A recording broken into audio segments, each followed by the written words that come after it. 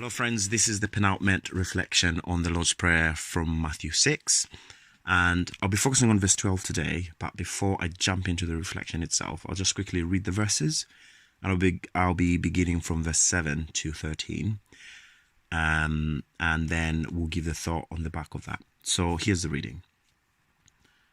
Now, when you pray, do not heap up empty phrases as the Gentiles do, for they think that they'll be heard because of their many words.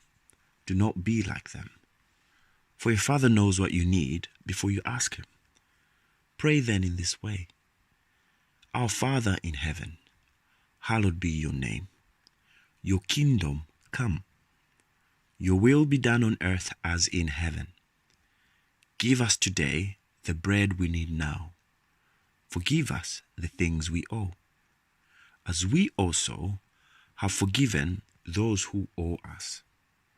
And do not bring us to the time of trial, but rescue us from the evil one. As I was preparing for the reflection, my son Jonathan broke my glasses. I own a pair of Hugo Boss glasses, which by all accounts are probably the most expensive thing I've ever owned. Well, that's apart from my guitar, actually. But you get the point. On his own volition, Jonathan came into the room and said, "Daddy, I broke your glasses. I'm sorry." Now, full disclosure here, he also does things he never apologizes for, so which is why I think I remember this particular instance. So as he said sorry and I forgave him. But I have a set of broken glasses as I explore forgiveness. And just as well, Jesus taught his disciples to ask for it and to grant it. In all seriousness, though, the Greek word Jesus uses to describe what needs forgiven is hophilemata, which normally is translated as trespasses. Hophilemata means more than the things we do or anybody has done wrong, because it includes such things as monies owed, and generally refers to relief from what is owed. If you haven't clicked on already, Hophilemata calls to mind the year of Jubilee when debts are wiped off the record. So, forgiveness in this context is not simply accepting an apology, but the courage to let go of what is owed and freeing the one who owes you in ways that no longer counts against them or hinders them from thriving. I have to admit that I find both aspects of forgiveness hard.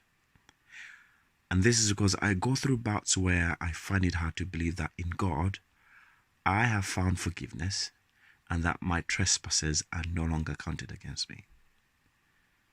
The truth is, I also know others who feel the same way. Now, if believing God's forgiveness is hard, where will I find the courage to forgive the debts of those who have caused me harm?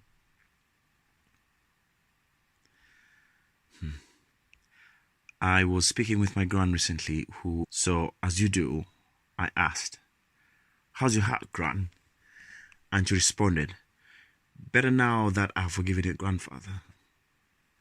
Now, my grandfather left my gran when she was in her mid-30s with 6 children. But what I've learned from this woman is that forgiveness is hard, but that it is also liberating. More than this, I've also learned that to pray, "Forgive us the things we owe, as we forgive those who owe us," is to accept the invitation to be part of a family of forgiveness. I'll end our reflection here, but here's a question. Is it possible to live in freedom, unity, and love with others without forgiveness? Think about that.